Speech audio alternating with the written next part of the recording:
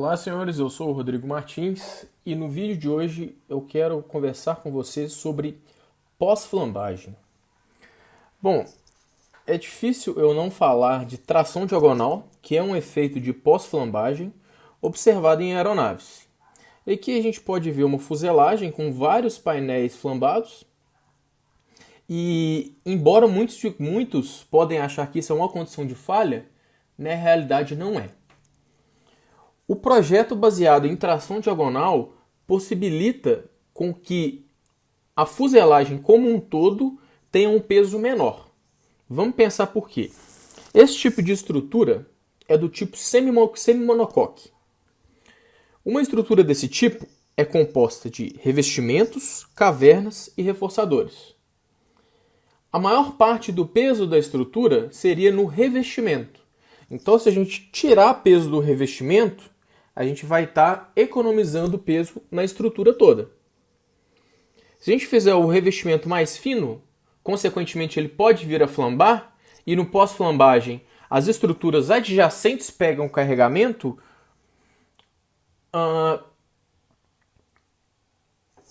as cavernas e reforçadores pegam essa carga adicional e o revestimento, que tem uma capacidade limitada de transporte de carregamento, fica mais leve no processo. Eu vou resumir um pouco e eu vou mostrar para vocês de onde que vem o princípio de funcionamento dessa estrutura.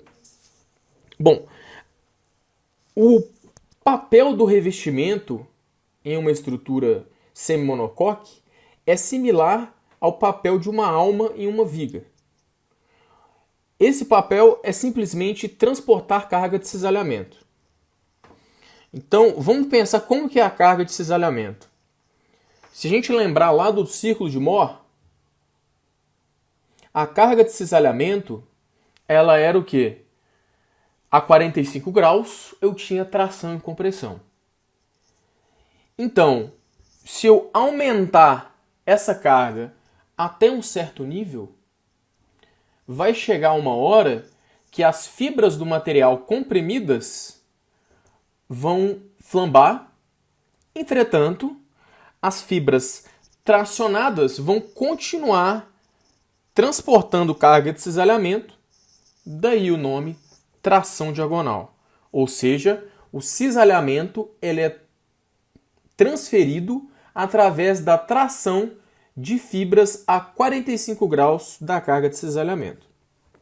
Olha, essa viga, né, ela foi conhecida como viga de Kuhn. Kuhn é um engenheiro da NASA que foi um dos responsáveis pelo estudo sobre tração diagonal e ela ilustra o princípio.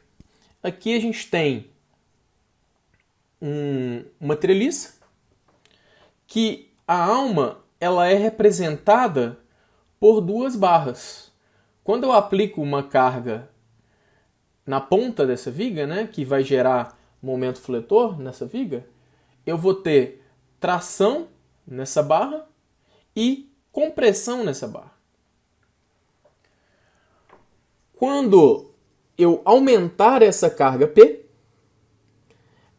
eventualmente a barra comprimida vai flambar, fazendo com que a carga de compressão nessa barra instantaneamente aumente de magnitude. Então, nos elementos adjacentes, a carga aumentará e quando a carga crítica desse elemento estrutural for atingida, então toda a estrutura entrará em colapso. Agora, a nossa pergunta é: qual é a carga de falha para essa treliça? É claro que não é a primeira carga de flambagem, já que a estrutura é hiperestática. Então, para a gente responder essa pergunta, vamos calcular a primeira carga de instabilidade. Em seguida, vamos ir aumentando a carga até encontrarmos o colapso final. Tá certo? Vamos nessa. Aqui no ANSYS eu já criei a geometria na qual eu vou fazer a análise, então eu vou linkar uma análise estrutural estática a essa geometria. No Engineering Data eu vou carregar um material, seria um alumínio genérico, e vou me certificar que o tipo de análise é 2D. Então vou abrir o modelo.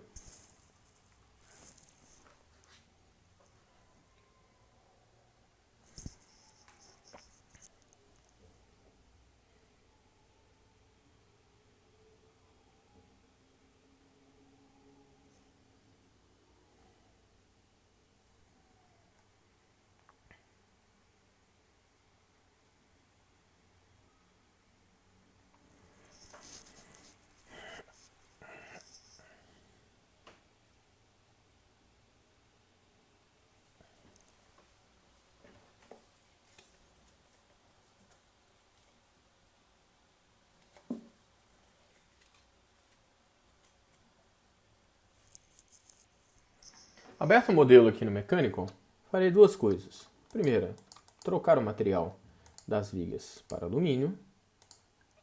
Em seguida, eu vou trocar o tamanho padrão para 25 milímetros. E aí vou criar a malha a partir disso.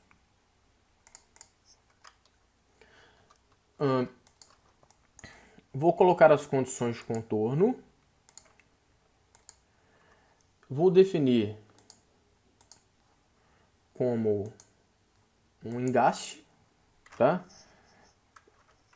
Eu poderia colocar como uma rótula, mas vou definir como um engaste, pensando que isso é seria um pórtico fixo. Agora eu vou definir uma força neste nó. E aqui eu estou definindo uma carga de falha. Então, a priori, eu não preciso pensar exatamente qual que é o valor dessa força.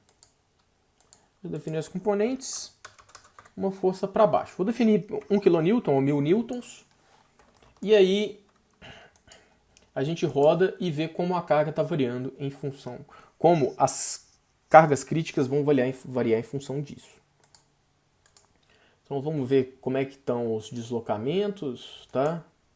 Olha lá, são deslocamentos bem baixos, tá? Tanto que se eu colocar auto scale a gente quase não percebe, né? E tensões, a gente vai perceber, né, que se eu habilitar aqui tensões, também são bem baixas. Tá legal? Bom, agora eu vou estimar as cargas de instabilidade através da solução do problema de alto valor. Eu já tenho a solução do problema estático, então consigo encontrar a matriz K-sigma, né, que a gente viu lá no problema de flambagem, e encontrar os autovalores de flambagem. Vamos lá? Qual a configuração que eu vou fazer aqui? Eu só quero os autovalores positivos, ou seja, eu só quero que a carga autovalores com a carga aplicada para baixo, o problema inverso não me interessa, e eu vou pedir mais modos. E eu vou resolver.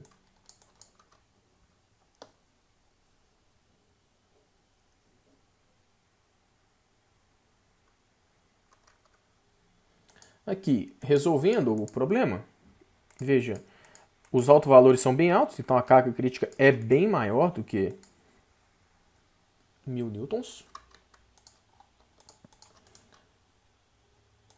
E vamos resolver aqui, vamos verificar como são os modos. O modo 1, veja, é realmente um modo onde a barra intermediária está saindo do plano. O segundo é um modo onde ela flamba também em outro sentido. Tá? Só existem diferenças entre esses dois modos pelo coeficiente de engastamento em cada um dos sentidos, tá?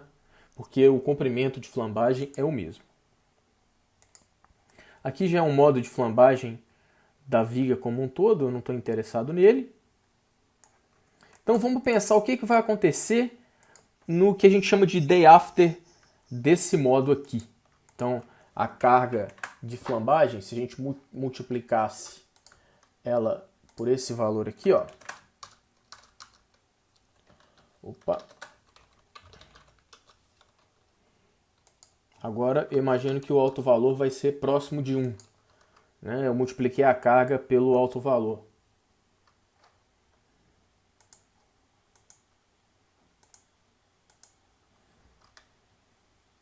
Imagino que esse valor aqui vai se tornar 1. Olha lá, deu 0,99999. Tranquilo. Finalmente, vamos criar um modelo para grandes deslocamentos. Vamos abrir aqui o Mechanical. E vamos importar aqui a força e a condição de contorno. Já sabemos qual é a força necessária para a flambagem primária. Agora a gente quer saber qual que é a força que vai flambar essa barrinha de baixo. Então vamos vir aqui em Análise Settings. Vamos colocar mais steps, tá? Vamos dividir em substeps. Colocar até 1000 substeps. Só que colocar no mínimo 100, iniciando de 100. Então pode ser entre 100 e 1000, provavelmente com apenas 100 substeps a gente vai conseguir convergir.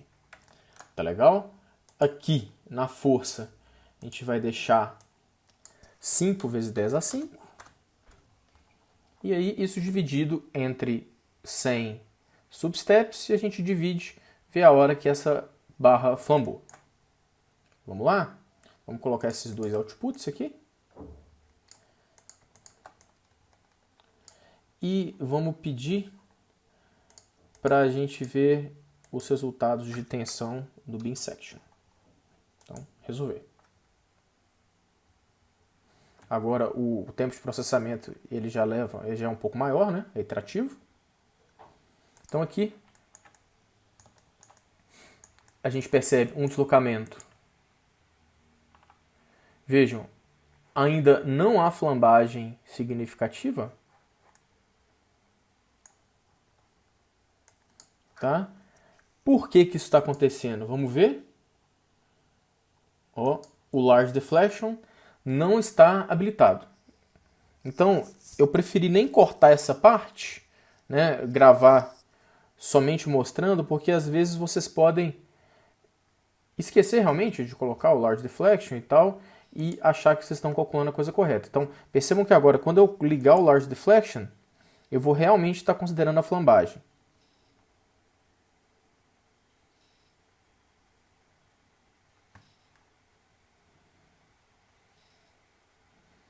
Percebam agora, então eu tenho uma flambagem bastante severa. Aqui eu tenho duas mudanças de inclinação. Então aqui eu tenho uma rigidez, a rigidez depois diminui e aí diminui mais ainda. Então, acredito que aqui eu tenha tido a primeira flambagem. Vamos ver? A partir daqui, eu estou começando a ter flexão nessa barra. Percebem? Agora aqui, eu vou ter flexão nesta outra barra. Então aqui eu já estou começando a fletir essa barra. Então, como critério, eu definiria este ponto como ponto de maior carga. Então, é ponto 91, né? Ponto 91 vezes 5 vezes 10 a 5, vezes 500 mil. Então, 455 mil seria a maior carga, 455 kN, a resposta de maior carga para o nosso sistema. Bom, eu posso chegar até o final, eu poderia chegar aqui até 1 segundo, né, até o tempo final. Olha, até pode, tá vendo? Mas percebe que isso aqui, se eu fosse aumentando, eu conseguiria chegar a uma carga muito maior. Por quê? Essa estrutura está se contorcendo tanto que o braço está diminuindo e o momento fletor diminui. Então, se eu não restringir em algum momento, né, aqui o que seria restrito seria a tensão, né? Então, aqui no alumínio, eu poderia pegar, por exemplo, e travar a tensão aqui. Vamos ver quando a tensão ela chega no limite, entendeu? Então, pode ser que até antes da flambagem ela já chegaria no limite. Como aqui a gente está querendo ver só em questão de flambagem, vamos definir a flambagem secundária como a carga crítica, que é 455 kN. Um abraço e nos vemos no próximo vídeo.